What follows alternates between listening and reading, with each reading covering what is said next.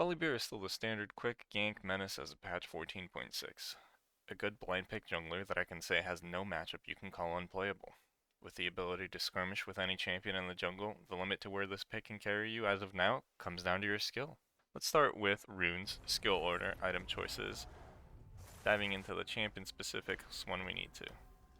Starting off with precision, press the attack, triumph, legend tenacity, last stand, secondary sorcery, water walking celerity. These runes take advantage of your auto attack resets with Q and W for press the attack. Triumph, tenacity, and last stand all working wonderfully with your overall tanky profile and desire to sponge damage and enemy cooldowns for your team. While water walking and celerity take advantage of your propensity to look for most fights. This, along with your Q move speed and ghost, which you will take over flash in all of your games, comes out to a well-fitted rune page with one goal in mind: running at your opponents and living to tell the tale. While other setups are playable, this one fits the champion's playstyle the best, and if you were to play a different setup, perhaps a different champion would suit the game better.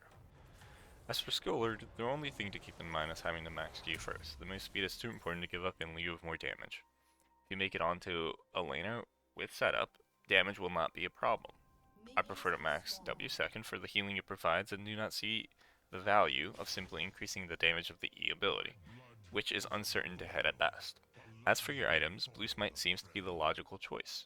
If we look back into the runes, speed does look to be a key ingredient of making this pick work.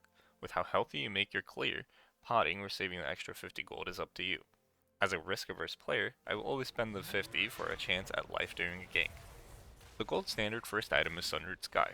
Cooldown, health, and all the damage you need for the rest of the game all in one item. Pure perfection. While building into it, I avoid Tunneler like the plague, much preferring the 10 haste on Caulfield's Warhammer, or even the 2 short swords and a ruby crystal buy, on your classic 1100 purchase. Plus boots if you are sitting on 1400. Then you have your choice, once you complete your Sundered Sky, of a tanky or tanky support items depending on game state. If you're behind and you cannot get the gold for the gold standard, Iceborne Gauntlet is a great substitute, but you will lack the damage and healing of the previous item, making you play more for your team rather than your ability to skirmish.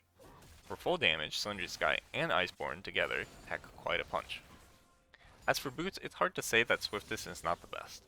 Locking a target down will be worth more than any tank stat you can purchase from your boots unless you're facing a very attack damage or CC heavy team, in which case, and only in those cases, would steel caps and mercury treads be a good choice. With one other boot being close to swiftness, lucidity and the ability to reduce ghost cooldown leave you to decide if you value the cooldown more than the slow resistance. Both are amazing choices. Tank items are great when it comes to magic resist, where it feels like you can do no wrong. But for armor, Frozen Heart, Knight's Vow, Randuin's Omen, in these cases, and the previously mentioned Iceborne are your usual go-tos, with few and far between for the other armor items. So with all the pre-game stuff out of the way, why do we pick it? This is a champion that is strong at most points in the average solo queue game. If you want to always have a chance to take fights and be on even ground, if not favored over the course of the whole game, you might want to pick this champion up, as it is something that it offers. As one of the most basic junglers, which relies on timing, pick it if you want to improve at seeing forceful plays, whether that is teaching yourself when you can be aggressive or when you need to counter your opponent's aggression. It's a great blind pick and has a very clear game plan. Run to most fights and scrap it out while keeping your jungle relatively clear. Like all tanks, the longer the game goes, the less impact you will have. Get to one item relatively quick, and punish your enemies with your base numbers and Sundered Sky interaction. For pathing, this is really a 3-camp gank kind of a champion. Your Ghost has a low summoner spell cooldown, and pressing it as often as you can in good moments is a mini game of this character, so you really need to be keeping your eyes on your team at all times. Do not be afraid to drop a camp in progress if you are able to help. As long as you are level 3 and have all of your abilities, you are a menace. With how strong your E is level 1 and overall health of your clear, starting Raptors or Wolves is a lot better than asking for a leash. This means, without any forward wards by your opponents, your level 3 gank should be feared by the whole map, with no tells from laners. This helps your chances of being level 5 by grubs, also with how early your small camps will respawn, on top of possible successful ganks. Good control over your camera and teammates' perspectives will give you the edge here. Not everything you need to know can come from the minimap, but do not ignore it. Sometimes a second or vision can give you what you need to surprise an enemy from the minimap. As a strong early game champion, prioritizing grubs over dragons can give you a heavy gold swing in the early game, but do not be afraid to trade it if you need to. You have a lot of time in the game you will be strong for. Overforcing is not necessary on this champion. You can sit back and scale sometimes if you really do need that. For smite secures, get used to the timing of your Thundering Strike, your E ability, as it is the most damaging ability on high HP targets, objectives, and your opponent should not know the timing as well as you in chaotic scenarios. This is your best way of securing those smite wins, and gives you some leeway into not being right on top of the objectives. On top of that, if you combo it, your E with your W or your Q, that can be quite a lot of damage that nobody will expect. Your ult is your safety tool, and you should use it to stay alive if you can. Your base kit is amazingly solid, and Ghost can more than make up for the lost survivability if you get caught in an inopportune time. The only mechanics you need to worry about are using movement speed to dodge abilities and getting used to auto cancelling with your Q and W, as your Q animation can come out a lot faster than you expect. Your ability to secure your ultimate damage comes down to your opponent being slowed or crowd controlled in some manner. I would never want to toss it out for damage with my opponent at 100%. Besides that, there's not really much to know. You can invade level 3 instead of gank if you favor your matchup or have wards to help you make your decision. Ghost is a really insane summoner spell here, and is unmatched by Flash. Any champion that is allowed to take it without losing playmaking ability greatly profits, so truly try to learn how to take advantage of it. A lot of fights in the jungle and on invades specifically can be won simply by the distance that you can cover that Flash cannot. Volibear is very simple and cookie cutter, so if you need a strong champion to carry your fundamentals, it can do that. Otherwise, it can teach you those fundamentals better than any other jungler, especially ones that rely on uncommon game patterns. So go forth and be a terror from the north.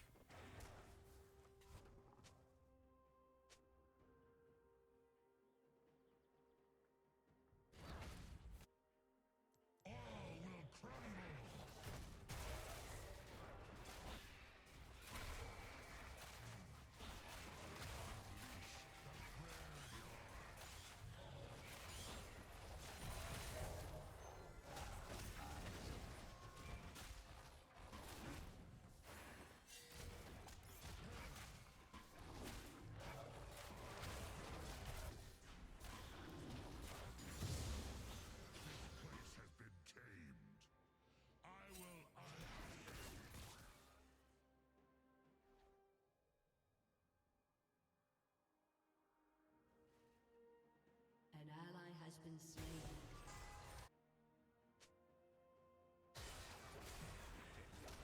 Enemy double kill. An enemy has been slain.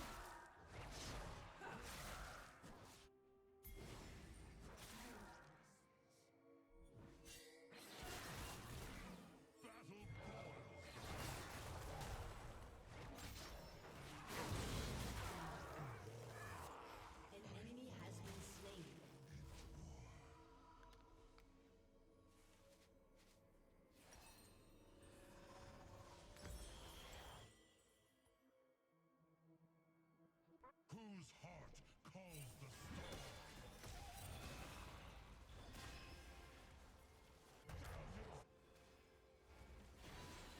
To destroy the curse, I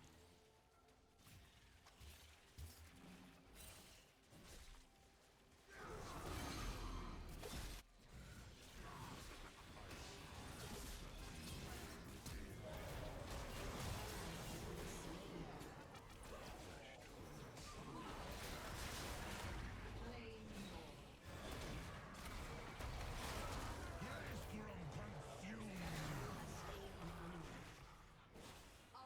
The signs speak for man, and the wild respond.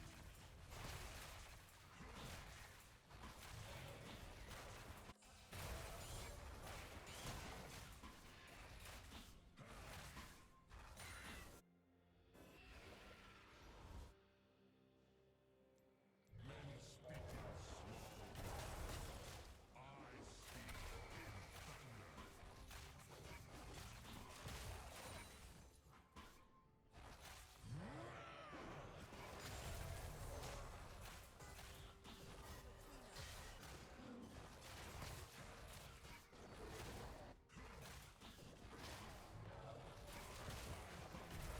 The foundations of our world.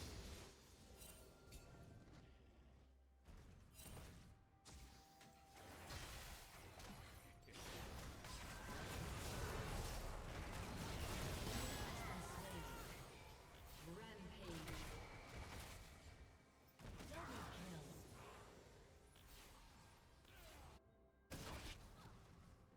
Your team has destroyed a turret.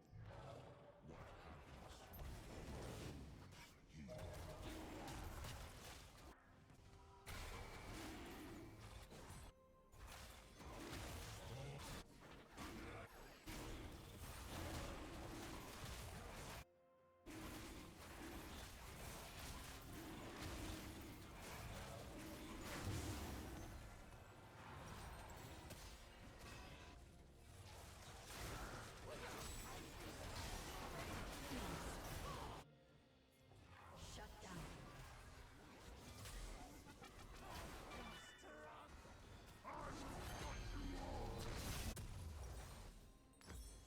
Killing spree.